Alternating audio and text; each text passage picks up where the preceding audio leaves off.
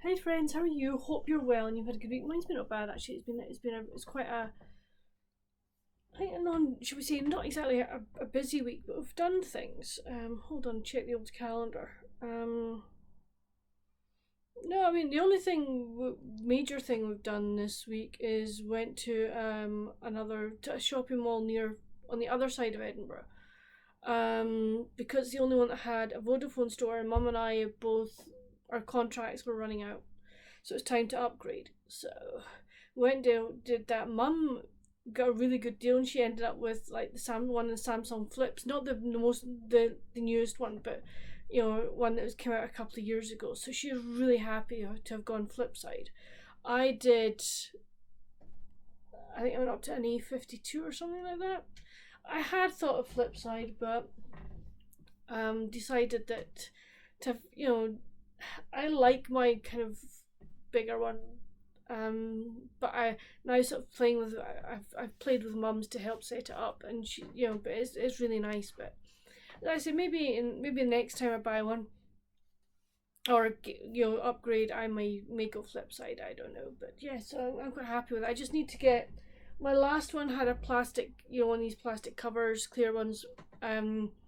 I haven't got that for this yet, and the plastic one from the other one doesn't fit this one. It just these two side buttons. It's just the gap is not in the right place. So yeah, I'll do that, and then I'll get myself a sticker to go in the back. So yeah, so that's just kind of little things that need to be done. Yesterday out with the other half in the morning. Dad had ordered some plants, so we went and picked them up for him.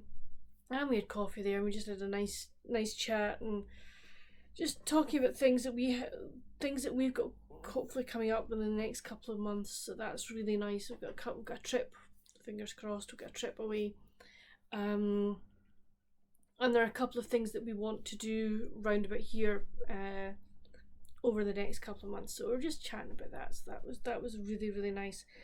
Reading wise, I have finished 3 books and I'm halfway through another. So the first book I finished was The Bookbinder's Guide to Love by Katherine Garbera. This is her new one that was part of the Harlequin Afterglow series. This goes on sale as of January the 23rd, 2024. So Katherine very kindly sent me an autographed advanced reader's copy. I really enjoyed this one. I give it 4 out of 5. So we meet Serafina, and she's been through the care system, and let's just say it wasn't a nice experience moving from one place to another, and that has really affected her. But she made friends in college with two other girls, and she now runs a store with them. One of them deals with tea, one of them deals with stationery, and Serafina deals with books and making hand-bound journals. And she loves doing that. And she made a journal for this lady that came in who happened to be a very famous singer, and she used the journal to write some of her lyrics. Excuse me. And the song and album have been a hit. And she thinks that it's because one of the things that Serafina does with her journals is that people can write their intentions, and she combines that into the journal, so people think that it has magical properties. And they think that the other 2 ladies in the store are all 3 of them are witches. So that's really fun. But Serafina is also, she became friends with this elderly gentleman called Ford, and he passes away. But he leaves her some of his books, and his grandson is not too happy about this and comes to the store to try and basically size Serafina up and see if he can almost bully her into giving back the books. But she's made of sterner stuff as our Serafina. and she of course refuses, but things happen, and he ends up working with her for 6 weeks, making signatures for the journals, actually binding journals, etc. And it's basically, are they going to get together, or are they not going to get together?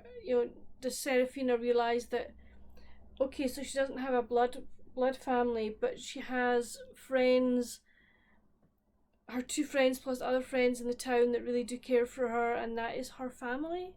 It was a lovely, lovely story. I really enjoyed it. Yes, there were some adult scenes, but not totally, off the scale. There's some spice, which was fine. No, I did really enjoy it. I liked Serafina as a character. I thought she was really good. I did eventually warm to Wes, and the fact that through his time with Serafina, his relationship with his father and his twin brother improved as well. So it was very much both of them finding their family in many ways, and yeah, I thoroughly enjoyed it. So thank you, Catherine, for the advanced reader's copy. I'm really glad I've read this. I then went on and read a Kindle book for review called Escape to the Swiss Chalet by Carrie Walker. This comes out in November. I'm afraid, friends, it was not the book for me. I had really high hopes for this book, but one character and the situations that happened really put me off. So we meet Holly, who is a couple of weeks away from getting married to George, her fiancé. And George is like, how can I describe George? Bland and very anally organised, in that it's like he has a plan. Like, I know I'm not saying what I'm about to say, I am going to put a caveat in, that people who are organised have plans for their lives, great, fantastic, you do you,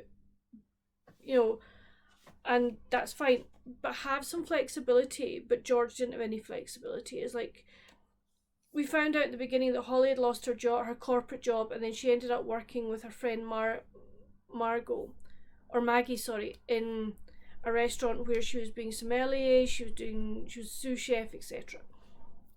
And she loves her job, absolutely adores her job, but George puts it down. It's like, you need to get a corporate job. We need to be in 2 years' time being X, Y, Z.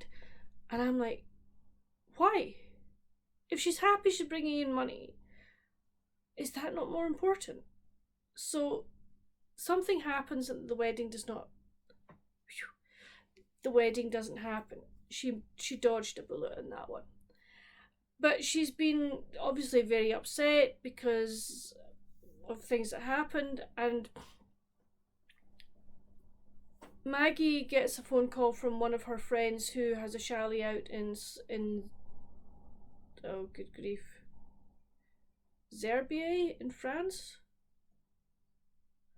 I think it's Zerbier. It's out in Switzerland. France. My geography is out in is it Verbier out in Switzerland, and she's needing like her sous chef and kind of wine person from the chalet replaced because the girl has left. So Holly is persuaded to take this job, and there are 2 other people working there. There's Liv, who is an Australian, and there's Xavier, who is French, and he's a bit grumpy, but he soon warms up to Holly, and Holly and Liv hit it off, become good friends, and like herself and Xavier help like Liv. They try her on snowboarding, and snowboarding is just not her thing, so she ends up skiing, and she begins to like it. I liked the lady that was there. The house is owned by Genevieve and her brother, and I think his name is Zach. His name is flying out the window. He was a horrible, horrible man. he is your what the stereotypical trope of a well-educated, moneyed young man. He thinks he can that in many ways he thought Holly was his plaything, and unfortunately with what she'd been through with regards to her wedding not happening, she's very vulnerable, and he basically takes advantage of that. And I'm like, no, don't do that. And I was like, I got to the stage where at 60% in, I was like, I really don't care. He was annoying me so much. And in many ways, Holly annoyed me because she didn't have the backbone to turn around and slap him one, basically, and say, get lost. Because she's like, well, he's the boss. But yeah, if the boss is taking advantage of you, she'd back up from like Liv and Xavier. If the boss is taking advantage of you, tell him to off. So that did annoy me, that kind of those tropes. So I'm afraid I skipped to the last chapter, and there was something in the last chapter that also rather frustrated me as well. So that's why the book only got 2 out of 5. It was like, yeah, it was alright. It was really alright. So I did quite like Holly. I just, in the end, she did get backbone, which is good. Or did she really get backbone because something happened? But that's all I'm saying. For some folk, there'll be people out here who will absolutely love this book, who will think it's really, really good, and that's fantastic. But it was just not the book for me. I then read or listened to Lone Star Christmas by Delores Fossen. I gave this 3.5 out of 5. I did enjoy it, but I don't know, there was just something that's not letting me give it more, and I don't know why. So we meet Callan, and he's had to come back to basically childhood home, or his I don't think it's childhood, I would say is more his young adulthood home, his foster home, because his foster father Buck needs him home because he's marrying his long-term love Rosie. Oh, Buck and Rosie are such wonderful characters. I loved them. Rosie is quirky, fun, if something happens, she will find her way to make the best of the situation. So I really, really liked her. Buck is struggling because his health is not good. So there are things that he needs to do before the wedding that he needs Callan's help with. And one of those things is he needs Callan's help to find Lucy and Mateo, who are his newest foster children, a new home. They've had a horrendous childhood with abuse. So if you're triggered by child abuse, maybe you don't get any details, but it's affected them. Just as Callan and his younger brother Nico were also abused by somebody who was dating their basically foster mother. So there is all that undercurrent. Add to this, like, Buck's daughter Shelby, who was, when Callan and his brothers arrived at Buck's as foster children, they were told, you go anywhere near you and I'll castrate you. So there's this, but there's always been a simmering attraction between Shelby and Callan, and it's like he's very aware that what are the consequences, but kind of Buck takes him aside and went, the castration's off the table, if I'm very happy if you two get together. So there's all of this, and there's like another reason why Buck wants Callan back in the town, and it's like, is he going to stay, is he not going to stay? Something happens that brings his past very much to the foreground, and he has to deal with this along with his brothers, and yes, it was a good story. I just felt the plot maybe could have been a wee bit quicker, I think, but I did like the characters. I like the the whole the whole sort of wedding thing and etc. I think because I said Lone Star Christmas, I think I'd wanted more Christmas from it. I think that's part of the problem. Yes, the wedding was taking part on Christmas Eve, but I could have done with a bit more Christmas, if that makes sense. I don't think it's going to stop me reading the rest of the series. I think I will probably carry on. So yeah, the spice it is spicier. I will say. So if you're not into major spice, I wouldn't say it's major spice. There is quite a lot of sex talk in it, and there are quite a number of bedroom scenes, shall we say. So there is that to it. So if that's not your thing, then it's possibly not the book for you. I don't mind it. I can take it or leave it, put it that way. But that's just the way it is. So what else am I reading? I picked up The Very Secret Society of Irregular Witches by Sangu Mandanna. I am on chapter 14, so I'm kind of halfway through it. I'm enjoying it so far. Really enjoying the characters. Nika is fun. Ian, one of the gentlemen who cares for the three young witches, is really funny. He's lovely. His husband Ken's really nice. No, I am really enjoying it. I will be interested to see what happens at the end of this, because there's one of the wee girls in particular who is like, we don't need anybody else, we don't need anybody to help us, etc. So I want to see what happens there. And will she eventually come around to actually, well, we do need some help. So yes, so I'm enjoying that. Should get it finished this weekend. What will I go on to reading then? I got a sneaky suspicion I'm going to pick up The Missing Sister by Lucinda Riley, so that I've finished all the sister story by the end of the year. I think, and it's a behemoth, guys. It's I think over 800 pages, so I think I'll possibly pick that one up next week. I have another book for review for November, which I'll probably pick up as well. I'm really looking forward to it. It's a cozy mystery of a series that I've read from the beginning, and I'm really looking forward to seeing what happens next.